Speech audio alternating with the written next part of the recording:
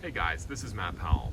I wanted to do this quick video about Charles Darwin and those who put the Darwin Fish on the back of their car. Anybody who does this, anybody who tries to represent Darwinism or to put the fish on their car and say that Darwin was just some great scientific pillar, it just goes to show they don't even know who Darwin was or what Darwin's life even entailed. He was an absolute failure in life. In fact, he could not even get a job as an adult. His dad ended up having to get him a job as a comforter for a ship captain while they were floating about in the ocean. So his job was just to give the ship captain somebody to talk to. That was apparently the best that he was capable of doing.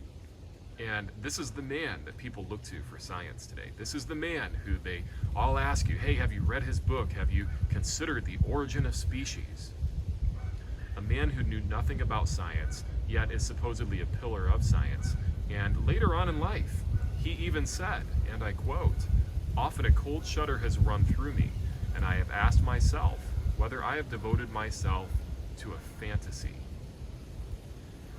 So Charles Darwin was literally afraid that he was living a fantasy. If he actually used the scientific method, he would have never made such a statement, because the word science actually means to know. The first part of the scientific method is to make an observation. That's something that you see with your eyes. Charles Darwin didn't even know if his world was a fantasy or not, and you want to trust him for science and using the scientific method? Jesus never spoke like that. In fact, Jesus spoke in absolutes. Jesus said, "I'm the way, the truth, and the life. No man cometh unto the Father but by me." Jesus spoke in absolutes, but Darwin said that he was afraid that he was living in a fantasy. So it just goes to show that anybody that follows Charles Darwin should take the time to consider these facts about him, and I'm sure that if they took the time to understand who Darwin even was, that they would give up believing in Darwinism, and they would take and rip that sticker right off the back of their car and throw it in the trash can.